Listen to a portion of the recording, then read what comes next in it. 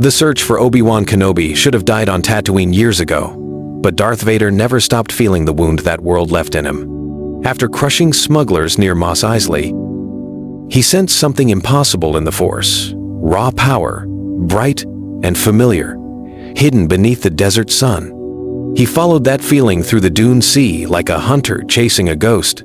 Every step stirred old memories, Shmi's voice, Podracer engines, the fire of Mustafar. The Emperor had taught him to bury Anakin Skywalker, yet Tatooine kept digging him back up. Now the Force was pulling him toward a farm boy who moved tools without touching them and stared at the stars like they were calling his name. Luke Skywalker had no idea the shadow on the ridge was his father. He only felt fear when Imperial troops entered the Lars homestead and started asking about broken machines, perfect shots, and strange luck. Owen tried to shut them out. Beru tried to shield the boy. Then, Vader stepped through the dust, and the whole farm seemed to stop breathing. One look was enough. The eyes were Padme's. The anger was his own. Vader did not draw his lightsaber. That choice changed the galaxy. He ordered the troopers back and told Owen and Beru that the boy now belonged to the Empire. Owen reached for his rifle. He never fired. With a simple gesture, Vader threw him against the wall. Luke rushed forward in panic, and the Force exploded out of him, slamming doors, shattering glass, and knocking stormtroopers into the sand. Vader felt the truth at once. This was his son, and somewhere beyond the dunes, Obi Wan Kenobi opened his eyes, hearing Luke's cry through the Force, knowing he was already too late to save the boy.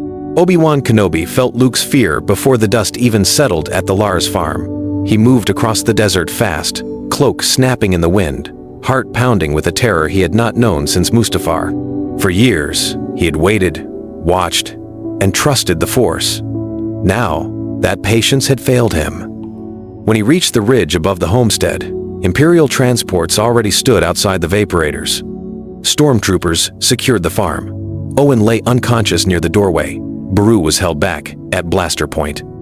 And in the center of it all stood Darth Vader, a shadow against the twin suns, facing a shaken boy whose power had just burst into the open. Obi-Wan knew the truth at once. Vader had seen too much. He could have attacked. One clean strike from hiding might have changed everything.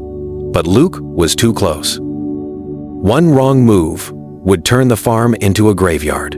So Obi-Wan chose restraint, and that choice cost him the galaxy. Vader ordered the troopers to bind Owen and Beru, not kill them. He wanted answers. More than that, he wanted the boy alive. Luke fought, shouting that he would never go with them. But fear and confusion made his power wild. Tools, crates, and sand lifted into the air. Vader stepped through the storm without flinching. "You do not know what you are," he said. Luke froze. For one terrible second, Obi-Wan felt Luke listen. A stun blast dropped the boy to his knees. Vader caught him before he hit the ground and carried him toward the shuttle like a prize torn from fate itself. Obi-Wan gripped his lightsaber, ready to reveal himself at last. Then more transports roared overhead. The Empire had come in force. He was outnumbered, outpositioned, and too late. The shuttle rose into the burning sky with Luke inside. And for the first time in years, Obi-Wan knew the future was slipping beyond his reach. On the flight from Tatooine, Luke woke in a cold Imperial medbay, wrists locked, head pounding, and questions burning through his fear. Stormtroopers watched him from the door, but Darth Vader stood closer than any guard, silent and still, like he had already claimed the room. Luke demanded to know what was happening. Vader did not answer at first. He simply dismissed the troopers and studied the boy in private. That choice was no small act of mercy. It was the first lie Vader told for his son. When the shuttle reached a hidden Imperial outpost above Mustafar, Vader sealed all records of Luke's capture. To the Emperor, the boy was only a Force-sensitive survivor from Tatooine, one more possible weapon to test. To the officers below, Luke became Subject Auric, a secret trainee under Vader's direct command. No one was told his real name. No one was allowed to ask. Luke hated every second of it. He fought the droids, resisted the lessons, and demanded to go home. But Vader kept pushing. He taught Luke to focus his fear, to hear distant movements, to pull objects with purpose instead of panic. Each small success made the next lesson harder to refuse. And each lesson pulled Luke farther from the simple life Owen and Beru had tried to protect. Yet Vader was not building a servant. He was hiding Luke from the Emperor, afraid Palpatine would sense the bloodline and destroy it. So he trained the boy in silence, teaching control while burying every clue. Luke began to notice cracks in the armor, pauses, stares, mercy. During one lesson, his hand brushed Vader's glove, and a vision flashed through him. Fire, sorrow, and a woman whispering, "Anakin." Luke staggered back, and Vader knew the lie was starting to break. Luke had seen something no one in the Empire was meant to see. And on Mustafar, the first bond between father and son had formed through fear, pain, and a name Vader could no longer bury. Luke's training on Mustafar only grew harsher after the vision. Vader sensed doubt in the boy, and doubt was dangerous. If Luke kept reaching into the past, he might uncover the truth before Vader was ready. So the Dark Lord pushed harder, turning every lesson into a test of control, survival, and loyalty. He taught Luke to block pain, resist fear, and strike first when enemies hesitated. But power did not bring peace. At night, Luke heard voices in his dreams. He saw a hooded old man standing beneath twin suns, warning him to run, to remember who he was, to resist the path Vader walked. Obi Wan could not reach him in person, but through the Force, he kept trying. Each vision felt brighter than Mustafar, warmer than the cold halls of the Empire. Each warning planted a deeper question in Luke's mind. Why would Vader hide the truth, unless the truth could break him? The answer came during a mission above Kashyyyk. Vader brought Luke to watch Imperial forces crush a Wookiee uprising. He called it a lesson in order. Luke called it slaughter. When a frightened child was dragged from the ruins, Luke froze. Vader ordered him to use the Force. Luke instead shoved the troopers back and shielded the child with his own body.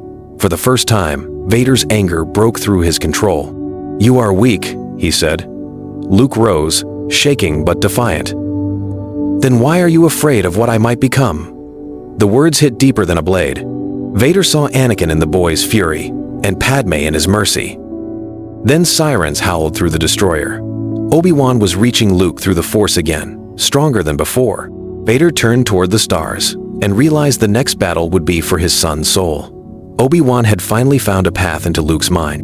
And if Vader could not stop him, Luke might learn the truth that could tear the Empire apart. Princess Leia Organa still stole the Death Star plans. But this time the mission began under a darker sky.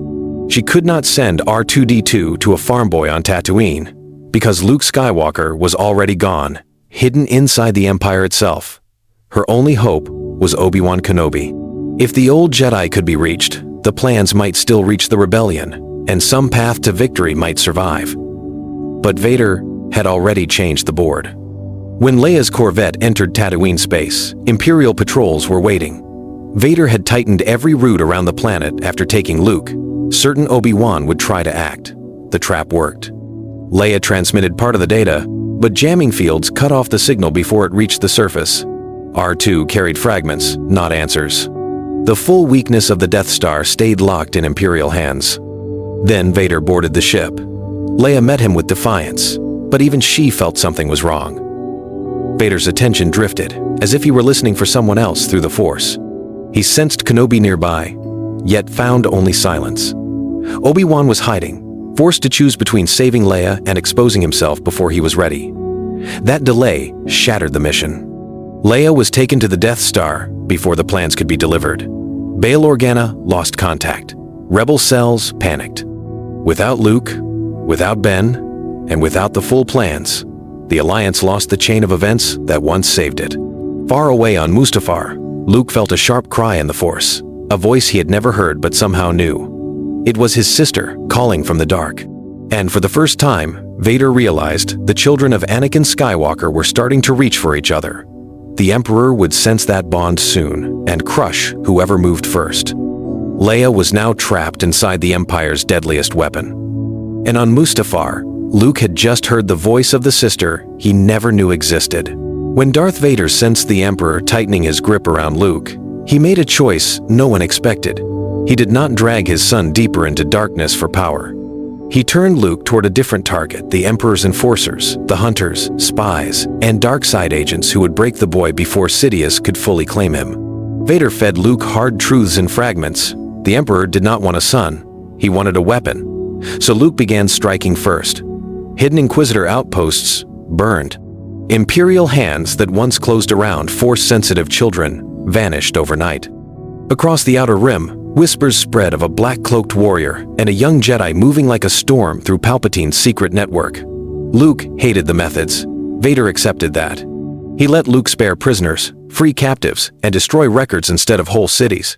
Yet every mission pulled Luke closer to Vader's view of the galaxy. Mercy without strength failed. Hope without action died. Palpatine noticed the missing reports. Then he noticed fear inside his own servants.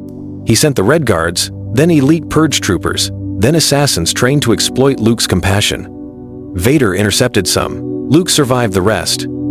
Each victory hardened him. Each loss carved something away. Then came the trap above Mustafar.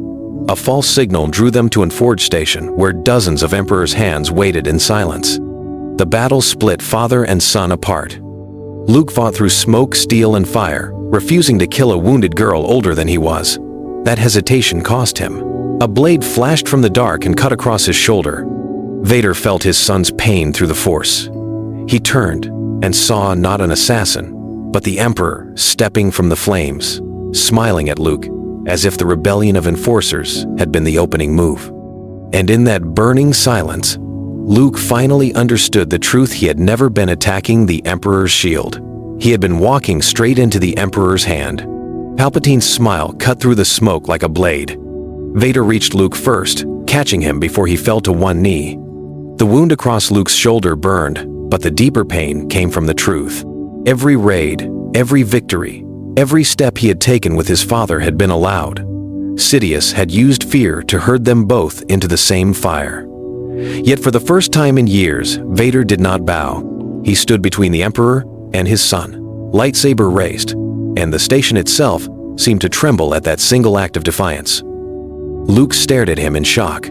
All the warnings from Obi Wan, all the hate he had carried, all the doubts he had buried, crashed together in one violent second. Vader did not look back. "Run if you want," he said, voice cold and steady. "But if you stay, then stand with me." Palpatine answered with lightning. Blue fire tore across the chamber. Father and son moved on instinct. Two sabers rose. Two blades caught the storm. And when the floor split under their feet, they leaped together into the dark heart of Mustafar's forge. What followed was not escape. It was a declaration. Vader carved through the Emperor's hands with brutal force, while Luke drove forward with speed and precision, cutting down weapons, shattering catwalks, and pulling trapped workers out of the flames. The difference between them was still clear. Vader fought to end threats forever. Luke fought to save whoever he still could. But on that day, their paths finally ran in the same direction. By the time they reached the hangar, the forge station was dying, and Palpatine had lost more than soldiers. He had lost control of the story. Their stolen shuttle blasted out through ash and fire, then vanished into the black. Across the Imperial network, alarms spread faster than truth.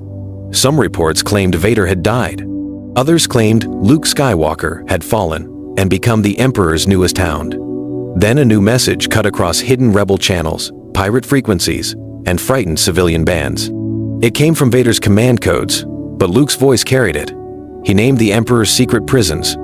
He revealed black sites, torture worlds, and storehouses filled with Jedi relics taken after Order 66. He did not ask the galaxy to trust Darth Vader. He asked them to strike Palpatine while his hidden fist was exposed. That message changed everything. Cells that had once feared traps now saw targets. Smugglers began moving weapons instead of spice. Senators who had survived by silence started leaking fleet routes and supply schedules. On worlds where the Empire looked eternal, people woke to the idea that the Emperor could bleed. Mon Mothma did not believe Vader's redemption, but she believed the damage his betrayal could cause. Leia Organa believed even less. When she heard Luke's voice beside Vader's code, she felt anger before relief. Her brother was alive. Her brother was also standing beside the monster who had broken her world. Luke knew she would come for answers, but war did not wait. Vader took him to places no rebel map could find. Armories buried inside moons, listening posts hidden in nebulae, vaults where dark side artifacts whispered behind sealed doors. Father and son moved fast, always one step ahead of the Emperor's counterstrike. They destroyed shipyards loyal only to Palpatine. They freed conscripted children training under purge officers. They recruited captains sick of feeding men into the Emperor's private wars. Each action lit another spark. Soon, entire sectors were no longer choosing between Empire and Rebellion. They were choosing between Palpatine and the storm rising against him. Still, victory came with a cost. Luke saw what this new war was turning Vader into. Old habits returned under pressure. Officers who surrendered too slowly died anyway. Informants vanished after interrogation. On the mining world of Garrel, Luke arrived too late to stop a reactor blast Vader had ordered to collapse an Imperial bunker. The bunker fell, but so did half the settlement above it. Luke stood in the dust, hearing children cry through broken stone, and he faced his father with open fury. "If we become this," he said, "then Palpatine already wins." Vader said nothing for a long moment. Then he looked at the dead, and for once, his silence sounded like shame. That fracture did not break them. It sharpened the truth between them. Luke was not following Vader into darkness. He was dragging Vader, step by step, back toward the light. Palpatine felt that change, and it terrified him more than fleets burning. So he answered with something crueler than force. He sent a public order across the core. Princess Leia Organa was marked for immediate capture, and any world that sheltered her would be burned as an example. The war was no longer hidden. It was personal now. And as Vader turned toward Alderaan's surviving allies, Luke realized the next battle would not decide a sector. It would decide whether his family could survive each other before they ever reached the Emperor.